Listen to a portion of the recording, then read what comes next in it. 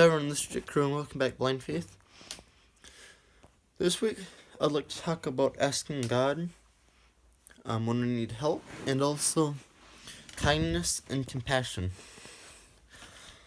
I'll start out by talking about the kindness and compassion, a little bit over than what I said originally, but in these hard times, I think it's important to realize that even though the devil's making it hard, we need to try to share with people still.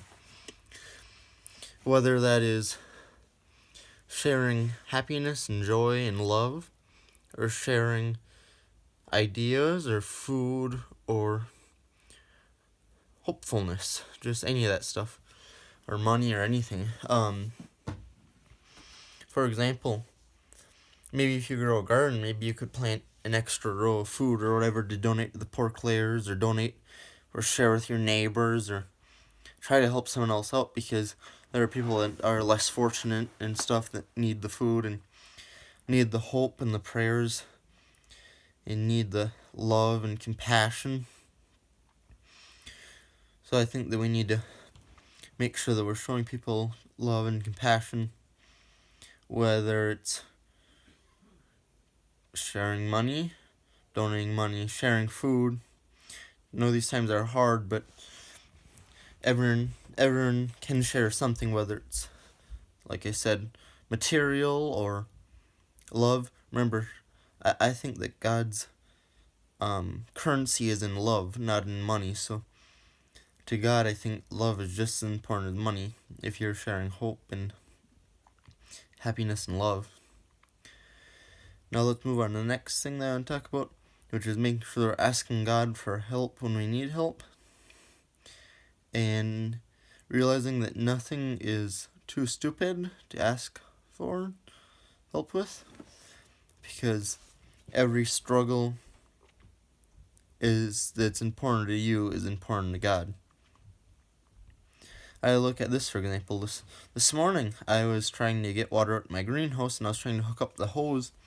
It was one of those times that I spend 20 minutes trying to get the hose hooked up, and it's just not going, and I'm sitting there praying to God, asking Him to help me hook it up, find a way to hook it up, figure out the way to hook it up. I've always struggled hooking up the hose, and I can never remember how I do it every time. I'm not usually the one that hooks it up, and I'm sitting there fighting with it, and I'm like, must not be lined up straight or something, and I keep pulling back and pushing it on. This went on for, like I said, 20 minutes. Finally, I gave up and went inside. A little while later, I was like, I really want to get my greenhouse water and stuff, so I go back out there and I start working. Now, some kind of this thought pops in my head. Maybe you turn the knob in the other direction? And it was like one of those things that I've been sitting there asking God for help and stuff. And here, it's not the same direction that you turn.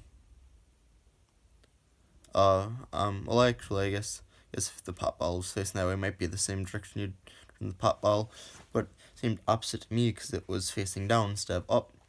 So I'm here trying to turn it one direction. Here it's supposed to be turned the other direction, so it'll never turn on. It's kind of like that little voice that God's like, hey, look the other direction. Try the other direction. You've tried one option, do the other option. And so it's important to remember that God is interested in our life. God wants to share and help us. And even if it's something that we're doing that seems ridiculous to us, so we're like, that was a easy fix. That was an easy mistake that should have been easy to fix, and I struggled with it. God wants to hear about it. God wants us to come to Him. He wants us to ask for help. So we need to make sure that we're asking for help because God's always there. So God's waiting for us to ask for help when we need it. Even if later you realize you really might not need the help, just thank God, because He helped you. That's the thing. He helped you to make it so it seemed easy and stuff. He helped you to make it so it seemed like it was something that was crazy. Because sometimes the obstacle might seem insurmountable without God, but as soon as you ask God for help, as soon as you ask Him to help you get everything set up, you can do anything with God's help. And I look at that, because not only was the issue with the hooking up the hose, The hose was also filled up with ice. And in those 20 minutes, somehow that hose had all of the ice melt out of it so all the water could run through. That's why my dad hadn't been using the hose, because it had been all frozen up with ice and it all melted. So maybe God purposely set that obstacle in my path that I accidentally would turn it the wrong way, and it was early in the morning, so I wouldn't think of turning the other way right away. So the ice would melt and stuff, because he knew that would have been the next obstacle, and God was helping me clean up both obstacles at the same time. So that's the thing, we have to look around and realize it's kind of like that joke. A man's driving around, looking for a parking spot and praying to God. God, please help me find a parking spot. He's not finding one. Susie says a prayer house and he sees one and goes, oh, never mind, God, I found one. And pulls into it. Well, I can tell you that man didn't find the parking spot by himself. God helped him. So we have to make sure that we're giving thanks to God for the help and stuff. Because even when we don't ask for it, God's helping. But we have to recognize that when we ask for help, that's not us that did it ourselves, that we shouldn't be overly proud of our accomplishments, because God's the true one that helped us do it. Because like I said, without God, everything is impossible. With God, nothing is impossible. This is Jake Kruger, Blind Faith. Thanks for watching. See y'all next week.